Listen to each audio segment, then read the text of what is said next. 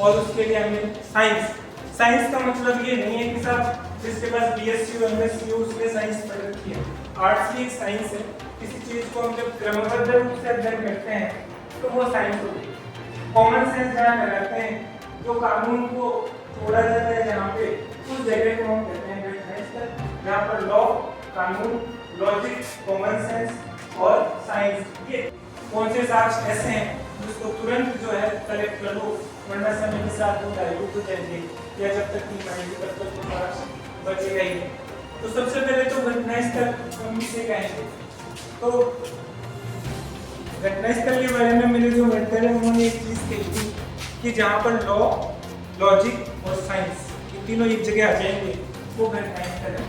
Law होता है कि सर कानून हमने बना दिया, बना दिया, बीएनएस का कर दिया, इस तरह का क्राइम होगा तो किस तरह से सजा देंगे।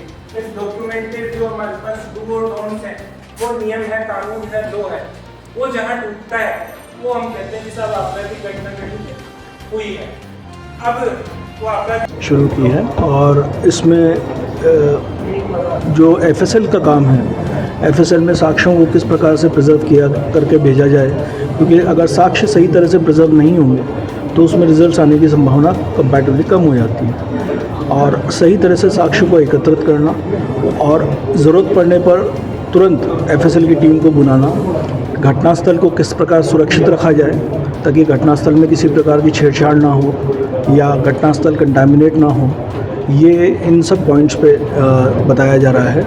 इसके अलावा अब जो नया कानून आ गया है, नया बीएनएस आया है, उस पर ई साक्ष्य के माध्यम से जिस प्रकार पुलिस को कार्य करना है, और इसके अलावा जो एफएसएल में क्राइम सीन के अलावा एफएसएल में भेजे जाने वाले जो प्रादर्श हैं उनका कैसे प्रिजर्वेशन किया जाए, यानी कैसे संरक्षित किया जाए, किस विधि से भेजा जाए और क्या क्या पूछा जाए, और जो कमियां हैं जिनकी वजह से कि वो साक्ष्य कई बार जो है एफएसएल में नहीं लिए जाते, उन कमियों को दूर किया जाए ताकि तुरंत प्रभाव से, त्वरित गति से जो है हम एफएसएल में उन केसों का परीक्षण कर सकें और समय पर जो है रिपोर्ट भेज सकें। तो उस पर ये हाँ, ये आज आईजी साहब के निर्देशानुसार एक दिवसीय कार्यशाला का आयोजन किया गया है, जिसमें नए जो अपने बीएनएस और बीएनएसएस के अनुसार जो नए प्रावधान है उसमें एफएसएल की वैज्ञानिक साक्ष्यों का क्या महत्व है।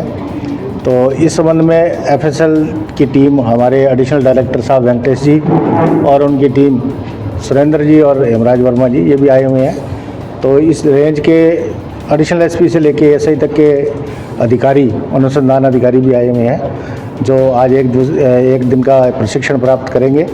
घटनास्थल से कैसे सुरक्षित रखना है और घटनास्थल से कैसे प्रदर्शकों को सुरक्षित उठाकर एफएसएल तक पहुंचाना है, इसकी पूरी जानकारी दी जाएगी।